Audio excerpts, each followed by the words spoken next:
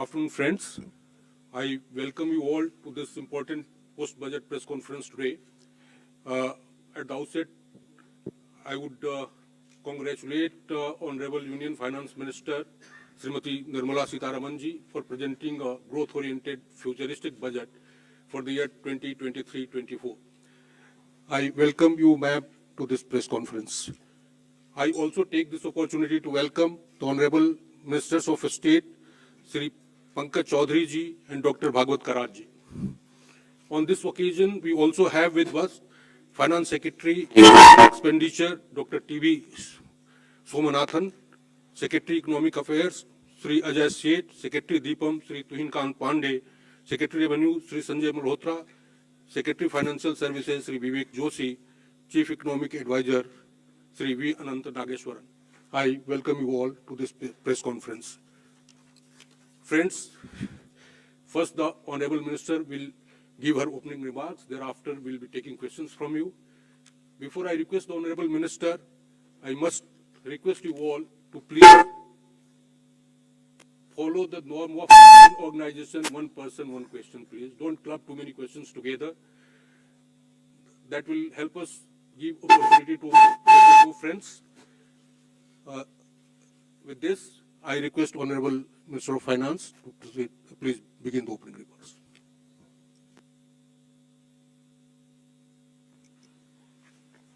Thank you.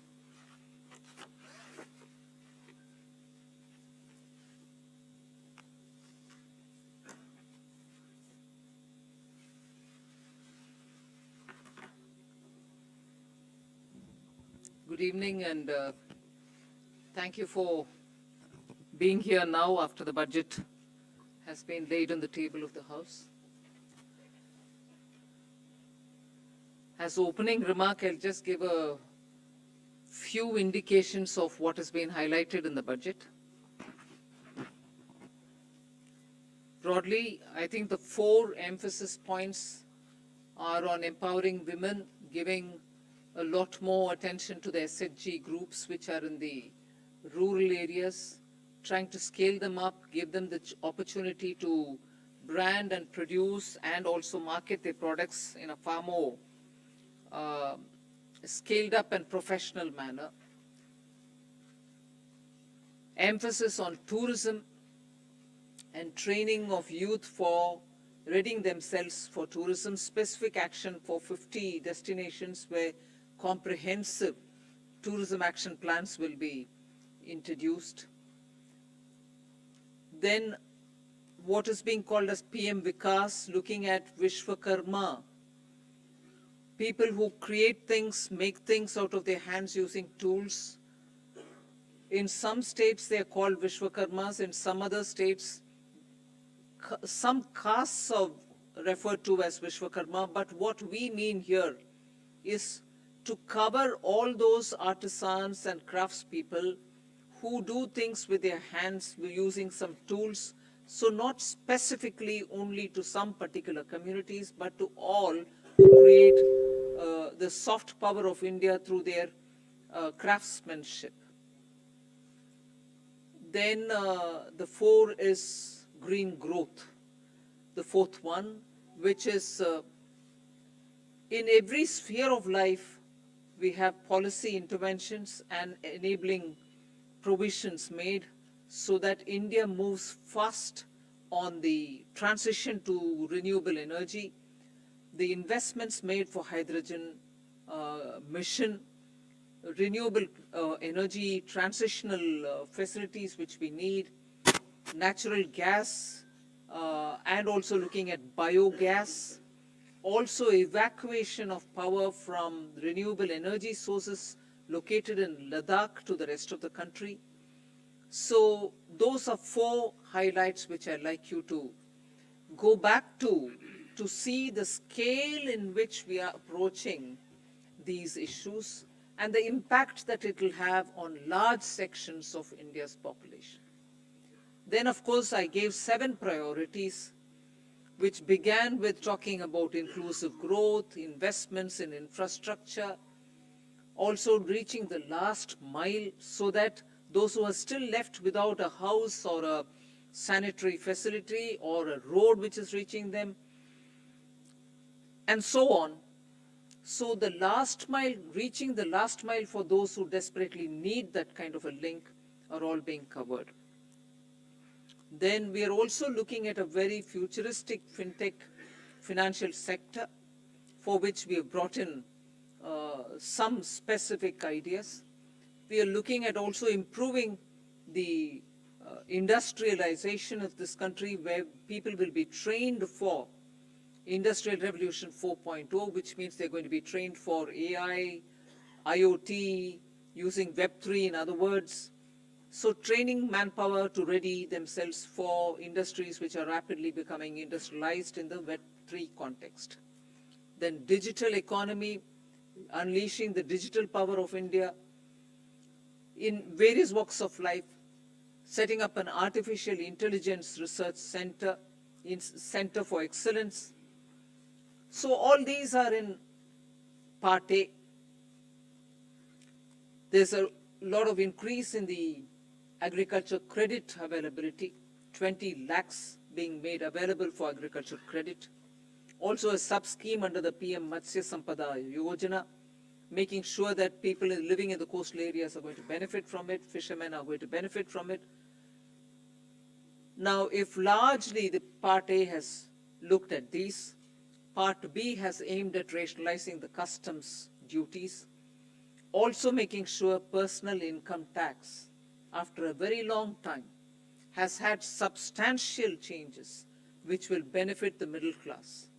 And also because this country has been waiting for direct taxation to be simplified, also waiting for direct taxation to be a lot more easy in compliance, and therefore the new taxation regime that we brought in for direct taxation 2-3 years ago has now got greater incentives, greater attraction, so that people can unhesitatingly move from the old to the new. Of course, we are not compelling anybody. Those who want to remain in old can still remain there for enough justifications that they can have.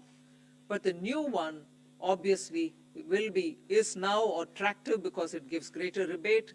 It also provides for a simplified and smaller slabs, lower rates of taxation, and also slabs which are nicely broken down. So with all this, I think the budget, I've not gone into specifics, but I thought as an opening remark, this much will be sufficient to say this is a budget which is beautifully balanced.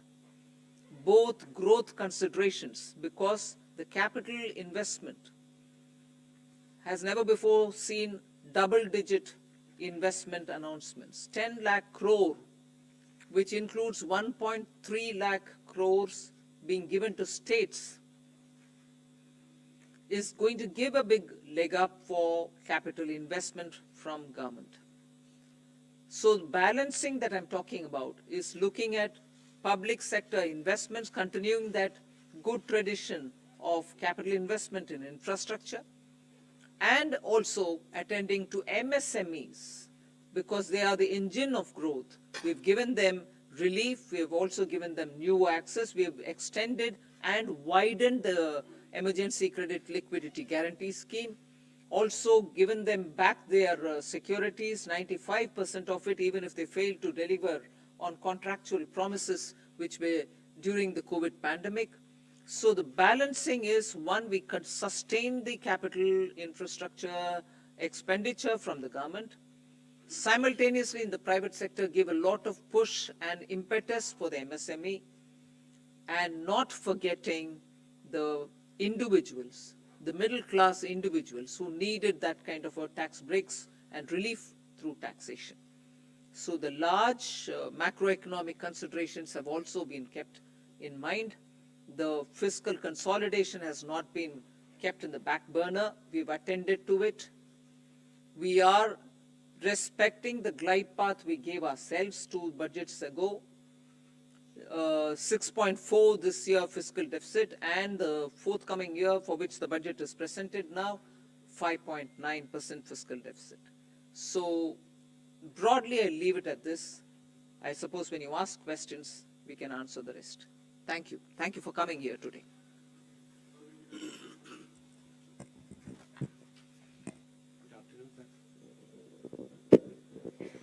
Good afternoon, ma'am. Shishir here from Hindu Business Line. Ma'am, my question is that when there is an announcement for 7 lakh rupees under new tax regime, that will no tax to be paid, and then you are talking about rejigging the new tax regime, does this mean that this is the end of exemptions for various incentives, exemptions for investment and savings? Well, I've already addressed this, I think. We want to make the new tax regime, which is without exemptions, attractive enough for people to think that this will be the best option, so make the compliance a burdensome exercise.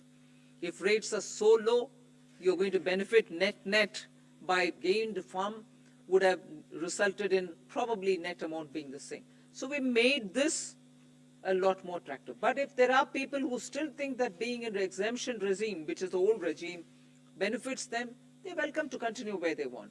But yes, the ultimate attractive, and that is why we've come up with this. Ma'am, but in terms of capital expenditure, when you do that, does it actually trickle down to the people? Does it create jobs?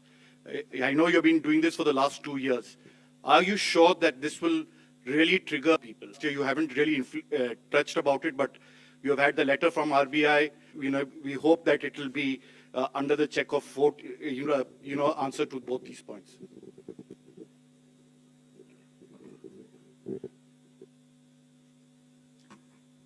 First of all, RBI wrote a letter and what. But in the meanwhile, you've seen inflation come down, both by the government. We take inflation-related steps, looking the other way while it is changing up and down.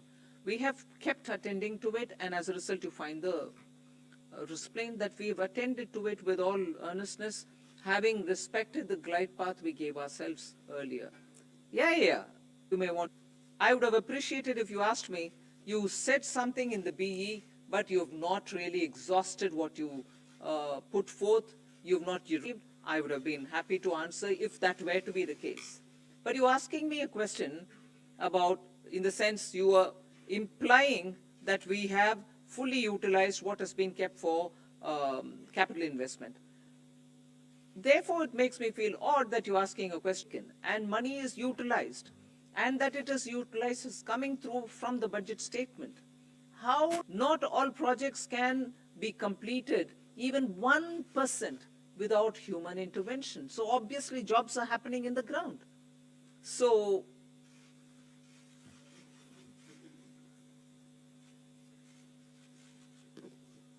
Ma'am, I want to ask you, ma'am, here, number that you expect 50%, 60%. First question on the exemption-less regime, let me say that tax regime that we got, 60% is actually coming from the exemption-free tax regime.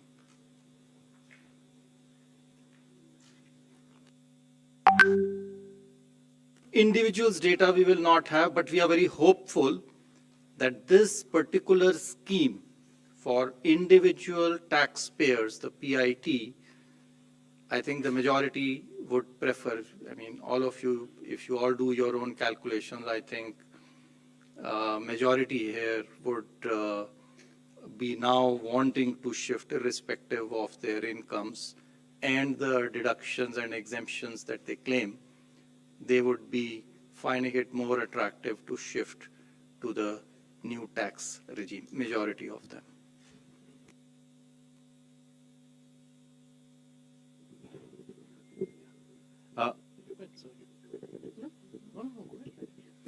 Ma'am, very good afternoon. Congratulations on a great budget. It's very clean, simple, nicely done. Ma'am, one quick question on capex and one more on petroleum subsidy. Ma'am, your capex for RE is lower actually in terms of the spend as of now. But the target is greatly stepped up for FY24. So what gives the confidence that it will be all utilized? That capex RE is lower, ma'am. 7.28 versus slightly lower. And a big jump for FY24. So what gives the government the confidence that all of it is going to be utilized and well spent? That's one, ma'am. And second, ma'am, on the petroleum front, the LPG subsidy has been kept pretty low.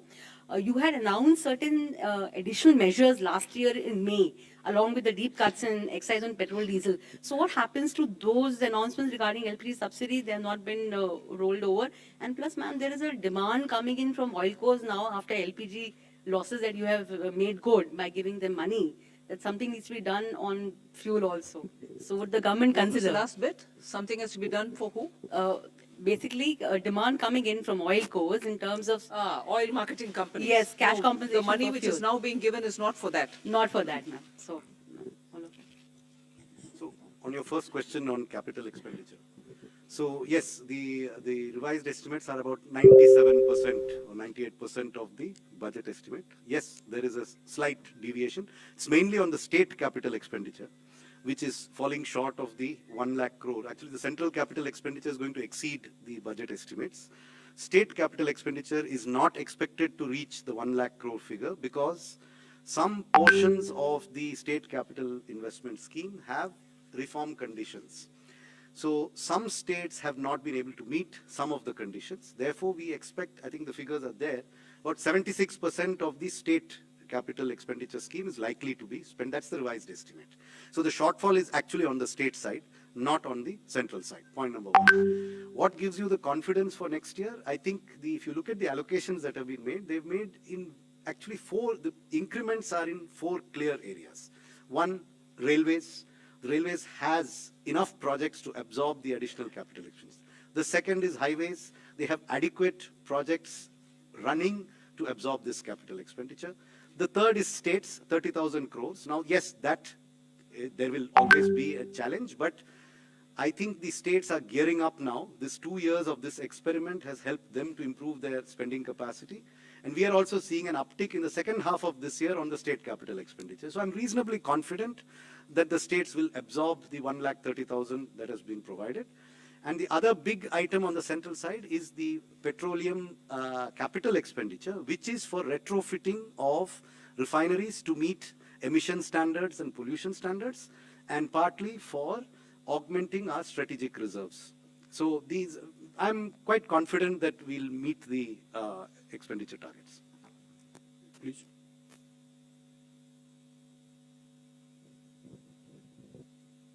Tarun Sharma from Zee business ma'am जो disinvestment का जो target है वो 65,000 से 50,000 किया है और next year का 51,000 किया है तो मैम इससे हम ये समझें कि जो दो गवर्नमेंट बैंक का जो प्राइवेटाइजेशन होना था और जो 2 इंश्योरेंस कंपनीज का जो प्राइवेटाइजेशन होना था वो अब 2024 के बाद ही संभव हो पाएगा, उससे पहले नहीं हो पाएगा, क्योंकि मैम जो टारगेट ये कर रहे हैं.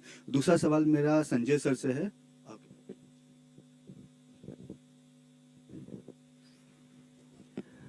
जैसा कि आपको विदित है कि डिसइन्वेस्टमेंट तो मार्केट कंडीशंस और कई चीज़ों से निर्भर करता है, तो उस हिसाब से जो प्रैक्टिकल और प्रूडेंट टारगेट है वो रखा गया है.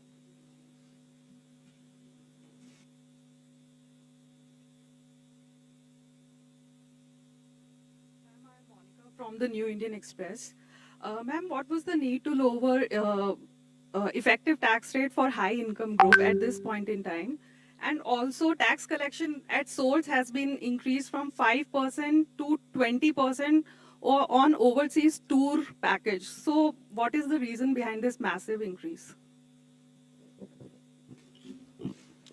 See, the tour packages are generally taken by people whose effective tax rate is certainly more than 30%. So if we are charging them 20% TDS, I don't think it is high. Our attempt always has been to charge TDS at more or less similar rates, if not exactly the same rates. So that answers your question number one. Question number two on, I think you are referring perhaps to surcharge, which has been reduced. Well, our rates, the highest tax rates in our country were amongst the highest, even more than, some of the developed countries. And so, in any case, it was introduced as an interim measure, and so that has now been reduced, so that the effective tax rate, highest effective tax rate becomes 39%. I'd just like to supplement that. There is a consistent theme, if you see, both on the new tax regime and on the changes that you're seeing in this budget, that the move is towards lower rates, but fewer avoidance measures and exemptions. So if you look at high net worth individuals, there are a number of tax avoidance removal measures in this budget, along with the reduction in surcharge. So if you look at market-linked debentures, if you look at very high-value insurance policies, and a few other measures, so the marginal rate is coming down, but some of the devices used predominantly by those in that highest marginal tax rate are also being rationalized. So it's not necessarily a net reduction, it is a reduction from a high marginal rate, inducing certain avoidance devices, to a lower marginal rate with fewer opportunities to avoid. 74, please.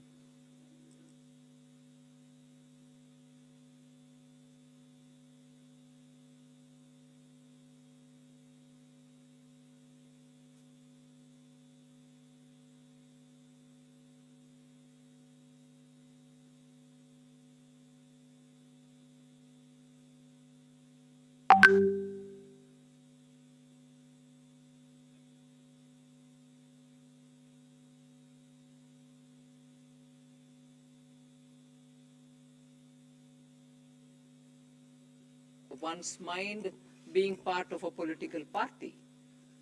But consistent with what we believe, we placed our emphasis and priorities on those. And that's what you've seen in the budget.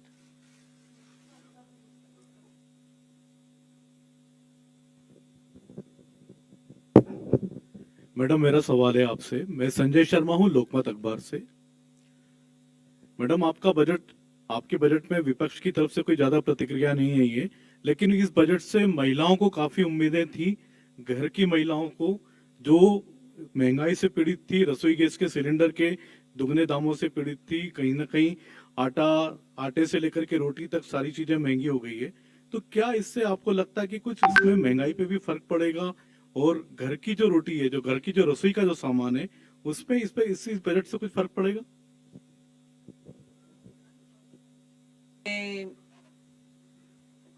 Government का निर्णय को देखे होंगे कि गेहूं के लिए market में रिलीज करने के लिए आदेश हुआ है, जिससे गेहूं के दाम कम होने के इतना क्लियर इंडिकेशन है, जिससे सीधा घर में रसोई में फर्क पड़ेगा ही पड़ेगा। सो उसको आप बोलना नहीं है।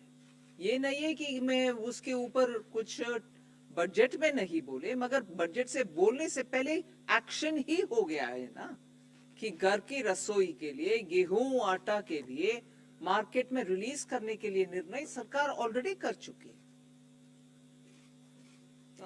एक मिनट। साथ ही साथ जो है महिला जो है वो भी एक परिवार का सदस्य है, तो जो रिलीफ जो इतना टैक्स पर्सनल इनकम टैक्स में दिया गया है वो भी परिवार के पास में और महिला के पास में आएगा, उसके हाथ में आएगा, जिससे वो अपना घर का खर्चा चला सकती है। सो वो भी एक महिला के लिए, हमें नहीं देखना चाहिए कि महिला के लिए नहीं है, वो भी महिला के लिए भी एक बेनिफिट है। गेहूं पुरुषों के लिए भी है और महिला के लिए टैक्स भी है। Hi ma'am, Meghna Mittal from ET Now. The fiscal glide path that you have given is 4.5% by 2025-26, which may be considered slightly bold, but does it also indicate your confidence in continuing tax buoyancy in the coming years? Somanathan has already answered it. Yes, tax buoyancy, as you saw even yesterday, GST collection figures have come. Direct taxation buoyancy is also observed in the current year. That is one thing. I think to the credit of this team, there's been a very robust management of macroeconomics. That certainly bears an impact. So all of us might talk about this particular step or that particular step, but I think together revenue, expenditure, disinvestment, banking, all of us together have worked in such a way that where you can earn more through tax avoidance related measures, and similarly where you can bring in more people into the tax net, you are taking steps. Similarly, prudent ways of effective expenditure without cutting down expenditure, committed expenditure or other expenditure, are all ways in which you're making money mean more.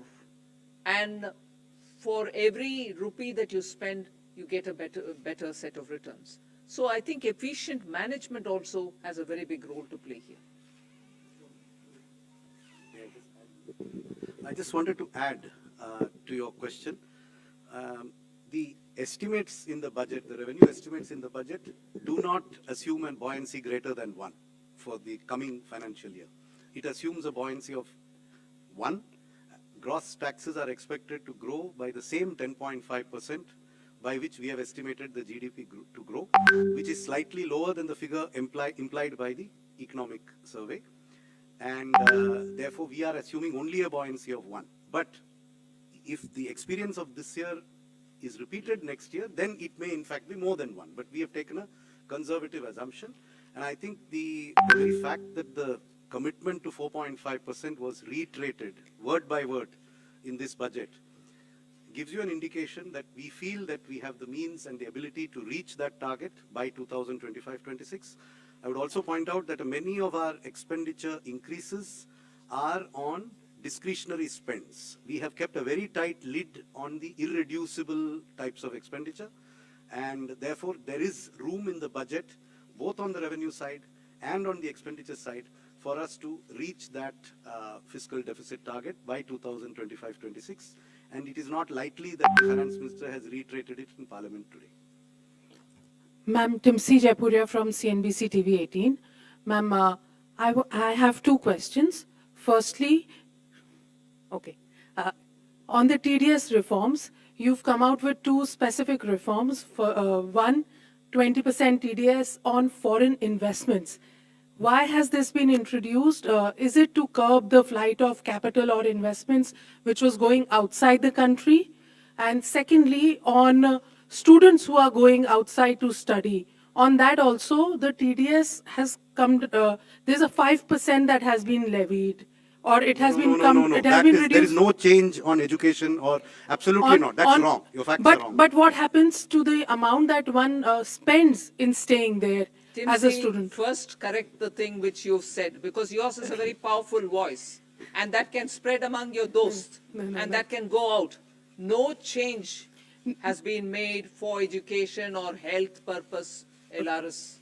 Please, I hope my voice is audible much more than Timsi's. Thank you for correcting me, ma'am. But on the foreign capital, on the foreign investment, the TDS of 20%, if you could I already explain answered the rationale. I think this question was asked, and I already answered it to say that for those categories of people who are to pay for the tax. To make these remittances, but whose tax returns are, if you don't collect the tax, at least if you are able to make remittances to invest in a almost certain. We have a lot of public investment and private consumption. Are you still happy with the private investment? Are you still expecting it to grow? Or do you think for the moment it is only public investment that will go on? Hi, yesterday in the press conference, we answered this question, and we also had a slide up there in the presentation we made yesterday that private capital investment has been improving every year in the last 3 years. For example, in the first half of 2021, based on quarterly earnings reports filed by listed companies, the capital expenditure was 2.1 lakh crores, which increased to 2.4 lakh crores in 21-22 in the first half, April to September. And 22-23, it has gone up to 3.3 lakh crores. And then you look at the RBI survey on capacity utilization and investment spending plans of the respondents. There is a very clear sign that many private sector companies are looking to enhance their capital expenditure. So both in terms of intent and in terms of actual spend, private capital investment is showing very clear signs of revival. Thank you.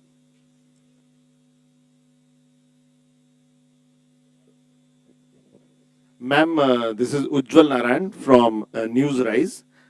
Ma'am, this is your fifth budget, and when you started with in the first budget, you talk about India reaching to a 5 trillion economy by 2025. So just I wanted to know what is the situation, because yesterday CA has put forward another goalpost of becoming a 7 trillion economy in next 7 years. So what is happening to that target? That is my simple question. See, we are moving along to achieve our targets, both mine and his. We'll achieve, we'll achieve.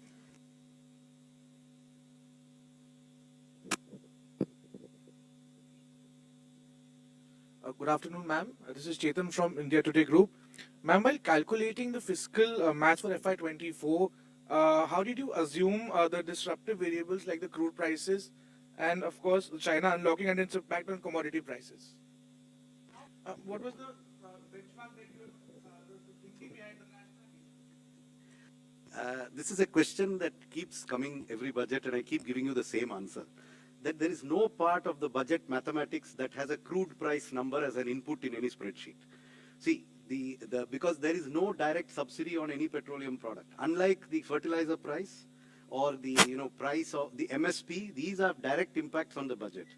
The petrol price would have an impact only if it triggers some major change in the tax system. Otherwise, the petrol, diesel, oil prices do not directly affect our budgeting. So it is not that there were days, maybe 10, 15 years ago, when there was a lot of subsidy on these commodities. At that time, a crude price assumption was inherent in the budget. Today, there is no inherent crude.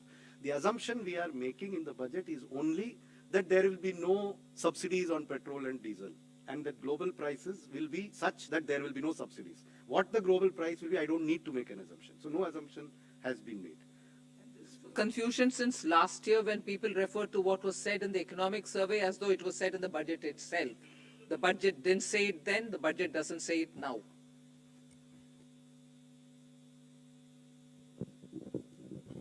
मैं आमिर हूँ news nation से। पहला सवाल तो ये कि जब शुरुआत हुई थी एक तरह से मोदी सरकार की, तो कहा था कि अर्थव्यवस्था को बेहतर करने के लिए कड़वे घूंट पीने पड़ेंगे और बहुत ही कड़े मेजर्स लिए गए स्टार्टिंग में। लेकिन आज ये देख रहे हैं कि सरकार ने कड़वे घूंट पिए हैं जनता को खुश देखने के लिए। तो क्या ये एक चुनावी बजट है, इसको मानती है? और पहला ये, दूसरा ये कि इनकम टैक्स में जिस तरह से जो छूट की सीमा है, जो पहला फेज है आपका जिसमें 7 लाख तक की छूट है, तो उसमें वो फेज आपको लगता है कि इससे राजस्व पर भार पड़ेगा? कितना भार पड़ेगा, कोई एस्टिमेट है इसमें? We have said it in the budget speech itself as to what is the net revenue foregone. उसका घोषणा ही कर चुके हैं हम, हिडन नहीं रखे।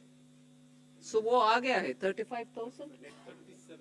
35,000 Direct taxes 37,000 crore, indirect taxes 1,000 crore, additional revenue through indirect taxation measures 3,000 crores, and so net is 35,000 crore.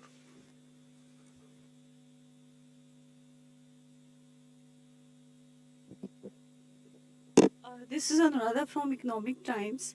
In your budget speech, ma'am, you spoke about the review of financial sector regulators. So can you elaborate a little bit more on that? Something? Some of these exercises, when the regulations are brought in, they serve a purpose. Thereafter, the economy changes. So all the regulators have been doing it as part of their exercise, but there's a time now to take up a comprehensive review. And if you recall, RBI had formed a committee. They did it in 2020. They came out with a report in 2021. That is an ongoing process, and other regulators also will travel in that direction, that their regulations are what the economy needs today. Whatever tweaking is required, they will take up that steps. There's their own review, not by them.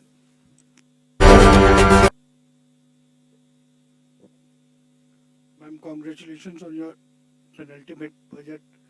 And ma'am, am I audible, ma'am? Congratulations on last full budget, and I just wanted to understand You have mentioned, alluded to Banking Regulation Act Amendment and Banking Companies Act Amendment. Is it an indication that this year we'll see privatization on that front, public sector banking front? And if you could also throw some light on what kind of amendment it will undertake apart from, allowing public sector bank for privatization.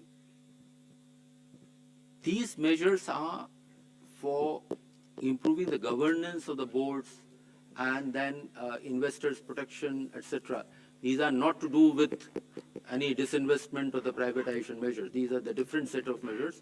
Over a period of time, the things have changed, and the Banking Regulation Act also fall in line, or not fall in line, has to be aligned with the present day needs, what the directors are, who can be there, what their terms are going to be. So those kind of amendments are there. And one component, of course, is on the investors' protection areas as well.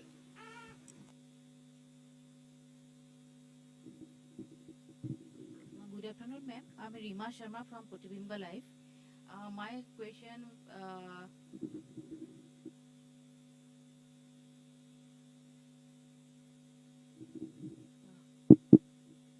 my question is regarding MSME sector in the northeast, especially in Assam. During pandemic, that Assam handloom sector and bamboo sector badly affected. Many artisans forced to close their work. So in your budget, you have saying something, MSME sector, you have given some relief and widen the possibilities. So as Gamusa also getting GI tag this time, so do you have any special relief for the Assam and Northeastern artisans, especially in the handloom sector and bamboo sector?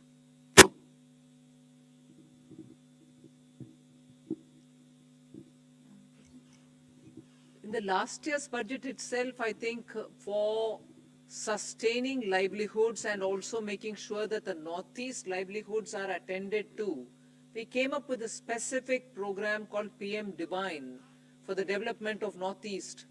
And that was executed through the Northeastern Council.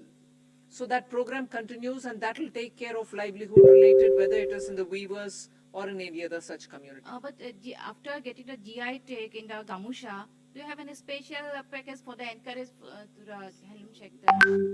So that is something which the state government will have to tag along with the existing programs, either through the handicrafts program, the artisan and other things that we're coming up with, for which the rules will come out, either they can use it, or the textile ministries. I'm sure they can always find out from the textile ministry for GI tagged Gamusha, they can ask for a dispensation.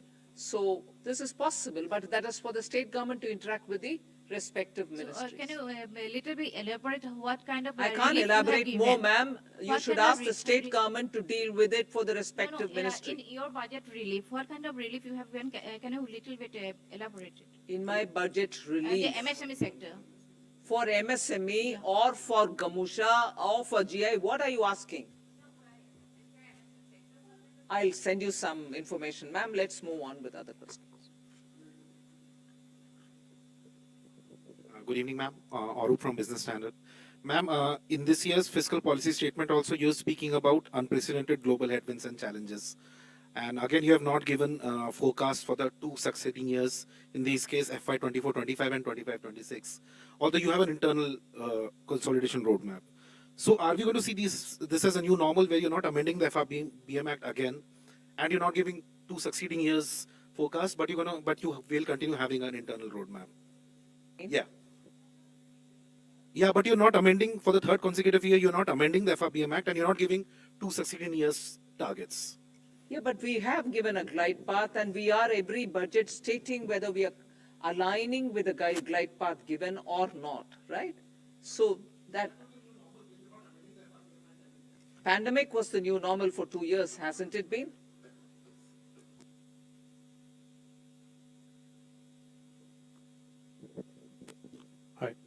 Hi, I'm Siddharth from Money Control here.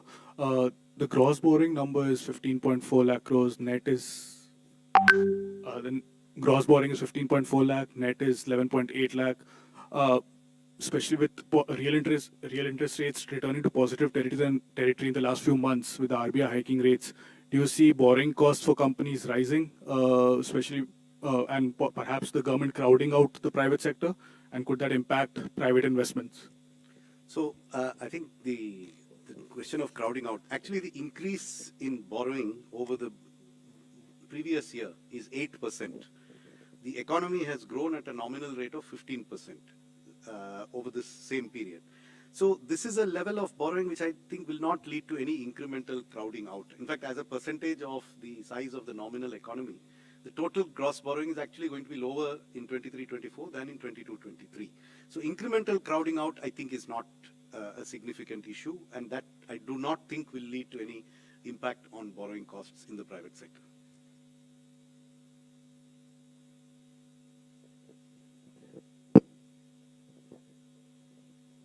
This is reiterating that point that expect the required borrowings for the next year are of the same order what they are in the current year.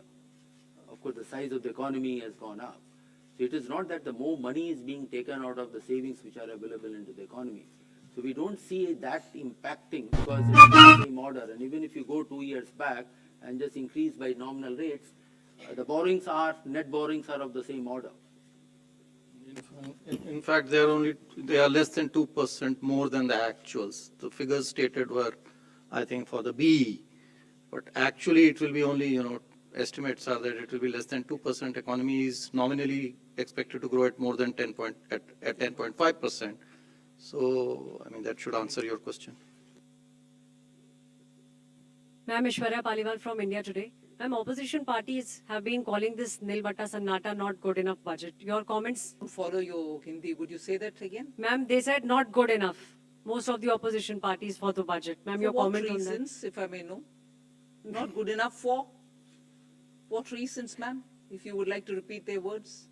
They have said, ma'am, most of the political I'm parties. saying if you could please repeat their words and say not good enough, for what reasons per se? They said nothing for the.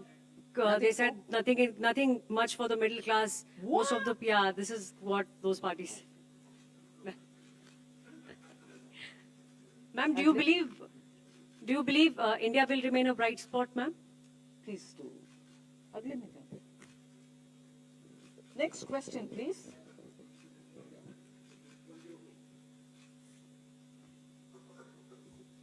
Ma'am, my name is Mukesh and I work for Newsrise. Just wanted to know, is there a component of green bonds in the... does it contain green bonds also? I mean, what would be the component of green bonds? Sovereign green bonds. Repeat your question, please. Interrupted me. So basically, in this overall gross borrowing that we have for the year, what component of that would be in form of green bonds? See, for the current year of $2 billion, one installment has already been done 1 week back, another one will be done a week later. So for the next, and the monies which we are going to raise now through these bonds, $2 billion, will be used for the projects which have been identified. And if those projects require in the pipeline that they require more money, then we will raise money through the green bonds, but that will be part of the overall borrowings which have been suggested. Pardon? There is no target for green bonds for next year. It is something which will evolve as the year goes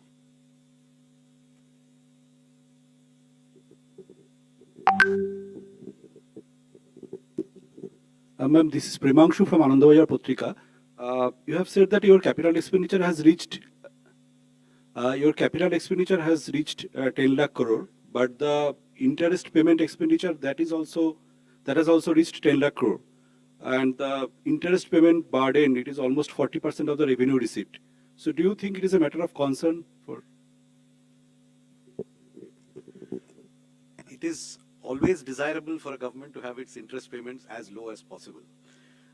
But you are aware of the reasons for which government had to borrow a lot over the last 3 years. And all that I can say is the borrowings have been used very constructively towards growth-inducing investments and have not been filtered away on unproductive expenditure.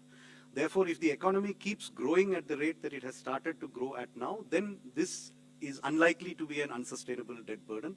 We are quite confident that the interest burden will gradually come down as the GDP keeps growing. And to sustain that growth, the quality of expenditure, the quality of government expenditure is increasing. The revenue deficit is falling even faster than the fiscal deficit. So we are actually seeing an improvement in the quality of public expenditure, which will enable us to sustain this higher interest burden, which is a result of history. 2 years of COVID, where the entire globe has seen an increase in interest burden in all governments all over the world.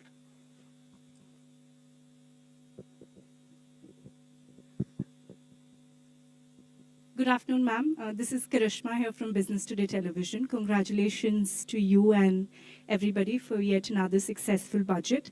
Ma'am, you did talk about simplification of the tax regime. So my question is on the capital gains tax regime that was also expected. It was not a part of the budget announcement, but it's expected that a simplification could be done in the coming months. Is that something on the cards? And also, ma'am, secondly, no big bang announcements on cryptocurrency in this budget. What is the kind of update with the consultation paper that had to be submitted also to the FSDC?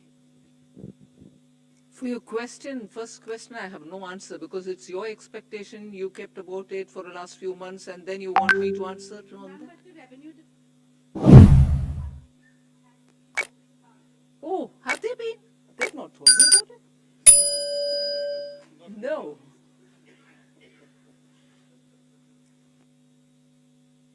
What to say now?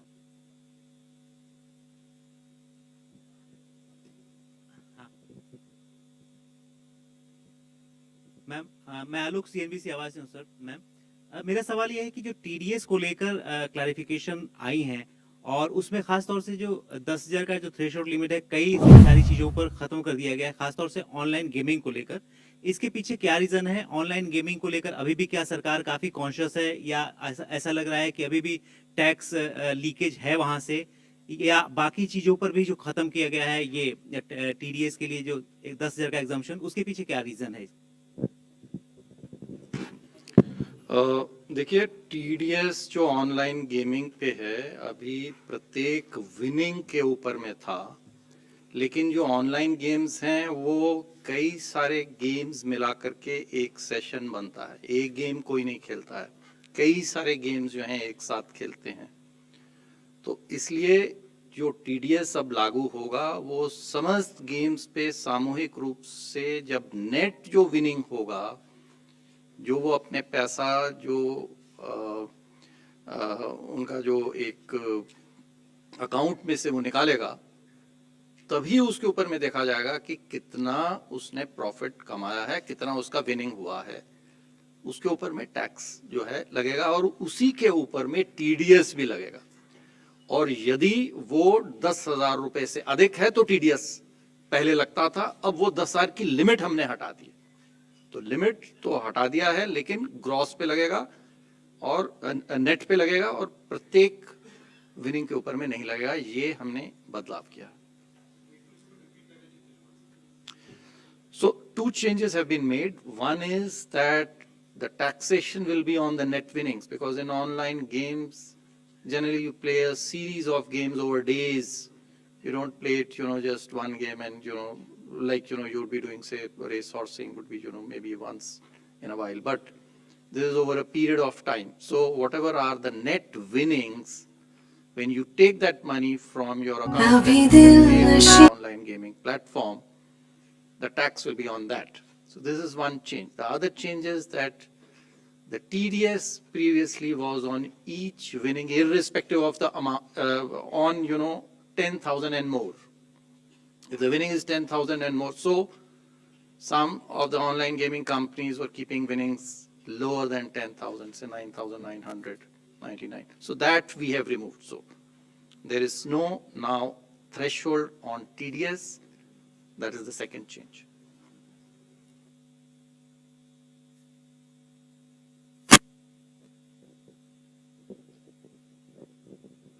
Hi, ma'am. This is Priyashmita from Informist Media. Ma'am, I wanted to know that there has been an upward revision in the small savings estimates for FY23. However, data suggests that there is a shortfall. So how do you plan to achieve it? Yeah, it's a good question, and it shows good awareness of our numbers. I'm happy to see people read our deep statements so with so much attention. It is a good question. What I can say is the market borrowing number is completely firm. That will not change. The remaining numbers have a little bit of fluidity, whether it is small savings, state government provident fund is a very fluid number. See, because if state governments change that number, it affects the overall balance of our funding plans. The market borrowing number is firm. The small savings number is, there is traditionally a seasonality where a lot of small savings comes in the last quarter because people plan their taxes in the month of February and March. So there is usually an upsurge. Will it reach this number or not? You see, these numbers are subject to a number of assumptions. But we are confident that in aggregate, the other sources except market borrowing, the aggregate of them will be close to what we have estimated. And therefore, I don't think this will have any impact on markets. Now, in terms of small savings, again, the date from which these new schemes come into operation is yet to be decided. So there are a number of factors on which the small savings number could fluctuate. But I repeat, it will not affect the market borrowing numbers. No, she's talking about FY 22-23 is my impression. Current financial year. Yes, I'm also talking about that. Again, the next year, 14 months before the end of the year, I cannot be firm on next year's numbers, but they are as firm as we can make them 14 months ahead of time.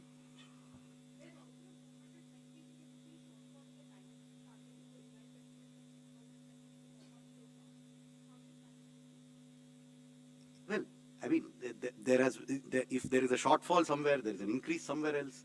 We have shown you all the numbers as to how we meet the deficit of this year. How is it going to be funded? I have the statement, you have the statement too, since you've obviously read it, so I don't need to tell you. So that's how we will fund it. So this is a big budget in which something goes up, something goes down. Revenues have gone up, expenditures have gone up, some things have gone down. But in aggregate, as I said, we are confident of being within our market borrowing numbers. We are confident that the deficit that we have projected for the revised estimate is reasonable and will not be exceeded significantly. It will not be exceeded significantly. Beyond that, I cannot give you a pinpoint. You cannot land a Boeing 747 on a helipad. So, it's a huge thing. There will be minor, fluctuations here and there. But at a macro level, our numbers are good. I'm confident about our numbers.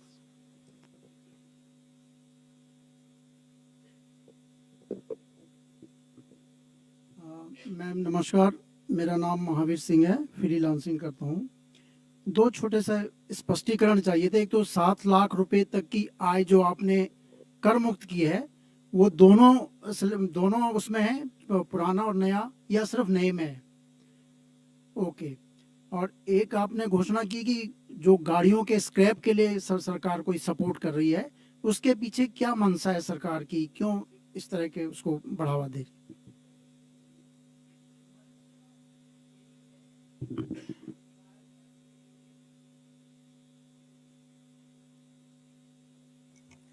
मंशा यही है कि environment के लिए पुराना गाड़ी को हटाना चाहिए, मगर वैसे बिना इंसेंटिव हटाना भी मुश्किल है, क्योंकि लोगों को लगेगा कि हटाने में से मुझे क्या फायदा है।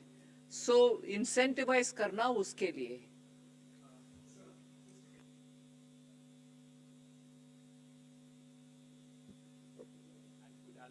Scrapping of vehicles and replacement of vehicles as well. What is the kind of outlay that will be there and that we'll see in the coming fiscal? See, there are two parts to it. For the central government, all central government vehicles that are beyond the 15-year age limit will be scrapped. Those of them that need to be replaced will be replaced. This money is provided for in different departmental budgets because it is not a macro number that is planned centrally. The number is significant. It exceeds 1,000 crores. What it exactly is, I also don't know. I'd have to add it up from several books. For state governments, we are making this part of the scheme for state capital investment. If they need to replace old state government vehicles, then that support will come from this scheme. And they have to meet certain conditions on meeting the national scrapping policy. The aim is to get rid of polluting old vehicles in the government sector.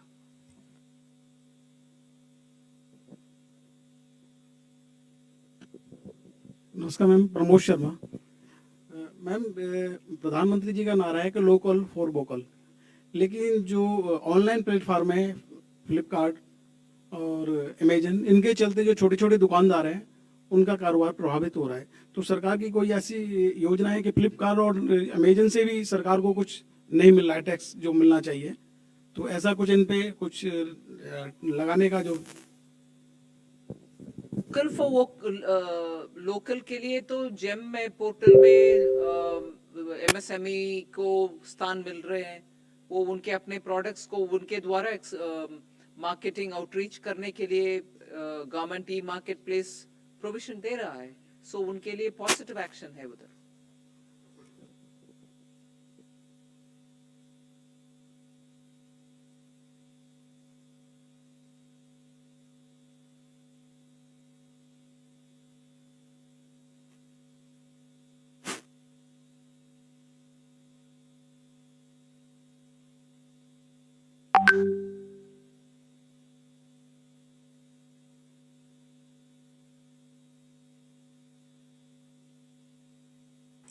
Precise numbers I don't have at this point of time, but the scheme is that if there's an arbitration award which has already happened, either of the party, either a government department or a government undertaking has challenged it, or the contractor has challenged it, and that arbitration award is being contested in any court, then depending upon the level of the dispute, a settlement can be reached between the two parties so as to reduce the amount of litigation which will be there. Yeah, it will be a voluntary, see, it is voluntary. Any dispute can be settled out of court by both parties. Traditionally, there are difficulties for government to take a discretionary decision on settling a dispute. So this will be a standardized set of terms depending on the nature of dispute and the level at which the dispute has been settled, or has been where there's an arbitration award, where there's a court award, where there's a Supreme Court award. There are different levels at which there is certainty or uncertainty. We will be coming out with a draft scheme which will be put out for consultation very shortly from the Department of Expenditure. So, no, it is only for domestic. Only domestic disputes. It will not cover international arbitrations or international cases. Definitely not.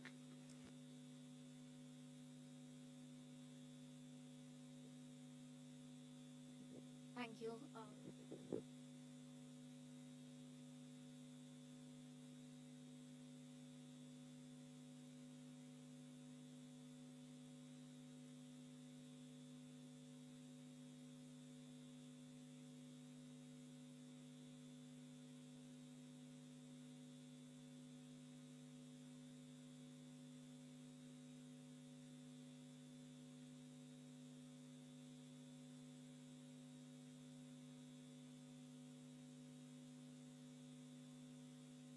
Want both of them to answer for each economic survey from his school of thought and us from our school of thought?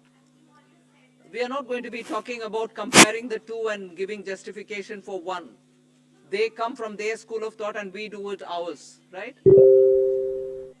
I understood the question, but you're trying to link the two which are not so related. That is economic survey, yeah?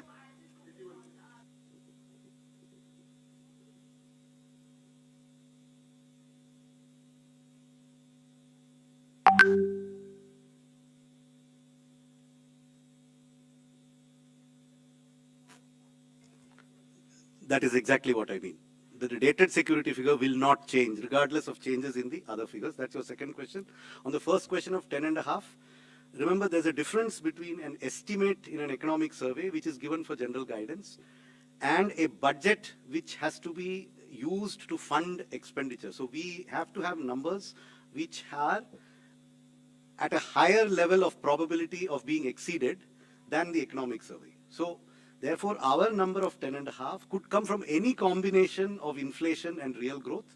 We are expecting nominal growth to be at least 10.5%. That's the basis on which the budget is presented. Now that can come from multiple combinations. I cannot tell you that it will be 6 and 4.5, or will it be 6.5 and 4, or will it be 7 and 3.5, or will it be 5.5? I mean, these are all, we are reasonably confident that we will exceed 10.5% nominal growth for the purposes of estimating our revenues, which is why we use that estimate.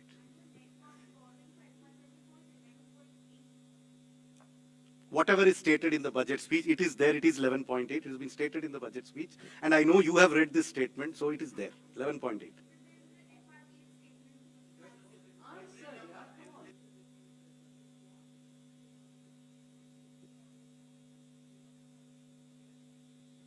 Good afternoon, ma'am. I am Nikun Johuri from Reuters. You said that there'll be changes to improve governance for banks. So will there also be changes to the Bank Nationalization Act that will enable you to privatize two banks that you'd announced earlier? And also, ma'am, is there a concern for the government? Our markets have fallen the last few days because of decline in Adani Group stocks. So is that a concern for the government, because retail investors have also been impacted significantly because of this? I had answered that question earlier, that the proposed amendments have nothing to do with disinvestment or privatization of the bank. That is a separate chapter. As far as the second question is concerned, we in the government don't comment upon the issues relating with a particular company.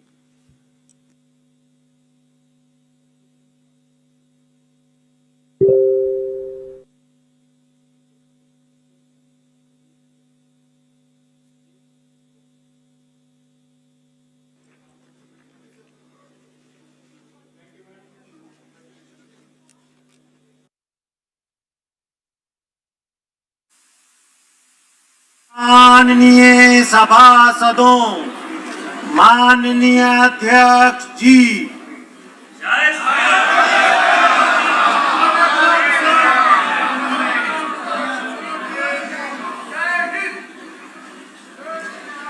Item number 1, माननीय वित्त मंत्री Shrimati Nirmala Sitharaman.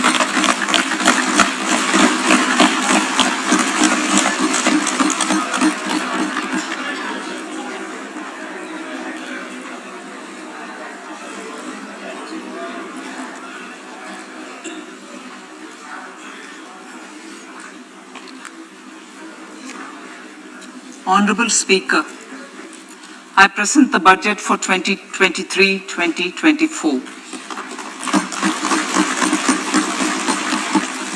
This is the first budget in Amrit Kal. This budget hopes to build on the foundation laid in the previous budget and the blueprint drawn for India at 100. We envision a prosperous and inclusive India in which the fruits of development will reach all sections and citizens, especially our youth, women, farmers, OBCs, scheduled castes and scheduled tribes. In the 75th year of our independence, the world has recognized the Indian economy as a bright star. Our current year's economic growth is estimated to be at 7%. It is notable that this is the highest among all the major economies. This is in spite of the massive slowdown globally caused by COVID-19 and the war.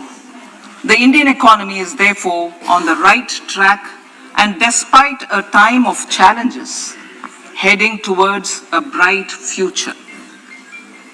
Today, as Indians stand with their head held high and the world appreciates India's achievements and successes, we are sure that elders who had fought for India's independence will, with joy, bless us in our endeavors going forward as well.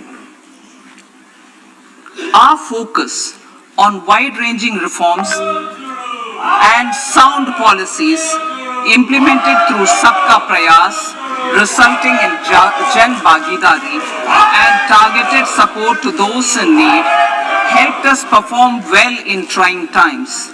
India's rising global profile is because of the several accomplishments: unique world-class digital public infrastructure, example, Aadhaar, CoWIN and UPI. COVID vaccination drive in unparalleled scale and speed, proactive role in frontier areas such as achieving the climate-related goals, Mission Life and National Hydrogen Mission. During the COVID-19 pandemic, we ensured that no one goes to bed hungry, with a scheme to supply free food grains to over 80 crore persons for 28 months. Continuing our commitment to ensure food and nutritional security, we are implementing from 1st January 2023 a scheme to supply free food grain to all Antyodaya and priority households for the next 1 year. Under PM Garib Kalyan Anna Yojana, the entire expenditure of about 2 lakh crore will be borne by the central government. In these times of global challenges, the G20 presidency gives us a unique opportunity to strengthen India's role in the world economic order. With the theme of Vasudhaiva Kutumbakam, we are steering an ambitious, people-centric agenda to address global challenges and to facilitate sustainable economic development. The government's efforts since 2014 have ensured for all citizens a better quality of life and life of dignity. The per capita income has more than doubled to 1.97 lakh rupees. In these 9 years, the Indian economy has increased in size from being 10th to 5th largest in the world. We have significantly improved our position as well as a well-governed and innovative country with a conducive environment for business as reflected in several global indices. We have made a significant progress in many sustainable development goals. The economy has become a lot more formalized as reflected in the EPFO membership, more than doubling to 27 crore and rupees 7,400 crore digital payments of 126 lakh crore rupees through UPI in 2022. The efficient implementation of many schemes with universalization of targeted benefits has resulted in inclusive development. Some of the schemes are 11.7 crore household toilets under Swachh Bharat mission, which is achieved, 9.6 crore LPG connections under Ujjwala, 220 crore COVID vaccination of 102 crore persons, 47.8 crore PM Jan Dhan bank accounts, insurance cover for 44.6 crore persons under PM Suraksha Bima and PM Jeevan Jyoti Yojana, and cash transfer of 2.2 lakh crores of rupees to 11.4 crore to over 11.4 crore farmers under PM Kisan Samman Nidhi. Our vision for the Amritkal includes technology-driven and knowledge-based economy with strong public finances and a robust financial sector. To achieve this, Jan Bhagidari through Sabka Saath Sabka Prayas is essential. The economic agenda for achieving this vision focuses on 3 things. First, facilitating ample opportunities for citizens, especially the youth, to fulfill their aspirations. Second, providing strong impetus to growth and job creation. And third, strengthening macroeconomic stability. To service these focus areas in our journey to India at 100, we believe that the following 4 opportunities can be transformative during Amritkal. Economic empowerment of women. Deen Dayal Antyodaya Yojana National Rural Livelihood Mission has achieved remarkable success by mobilizing rural women into 81 lakh self-help groups. We will enable these groups to reach the next stage of economic empowerment through formation of large producer enterprises or collectives, with each having several thousand members and managed professionally. They will be helped with raw materials supply and for better design, quality, branding and marketing of their products. Through supporting these policies, they will be enabled to scale up their operations to serve the large consumer markets, as has been the case with the several startups growing into unicorns. PM Vishwakarma Kaushal Samman, PM Vikas. For centuries, traditional artisans and craftspeople who work with their hands using tools have brought renown for India. They are generally referred to as Vishwakarma. The art and the handicraft created by them represents the true spirit of Atmanirbhar Bharat. For the first time, a package of assistance for them has been conceptualized. The new scheme will enable them to improve the quality, scale, and reach of their products, integrating them with the MSME value chain. The components of the scheme will include not only financial support, but also access to advanced skill training, knowledge of modern digital techniques, and efficient green technologies, brand promotion, linkage with local and global markets, digital payments, and social security. This will greatly benefit the scheduled castes, scheduled tribes, OBCs, women, and people belonging to the weaker sections. Tourism. The country offers immense attraction for domestic as well as foreign tourists. There is a large potential to be tapped in tourism. The sector holds huge opportunities for jobs and entrepreneurship for youth in particular. Promotion of tourism will be taken up on mission mode with active participation of states, convergence of government programs, and public-private partnerships. Green growth. We are implementing many programs for green fuel, green energy, green farming, green mobility, green buildings, and green equipment, and policies for efficient use of energy across various economic sectors. These green growth efforts help in reducing carbon intensity of the economy and provides for large-scale green job opportunities.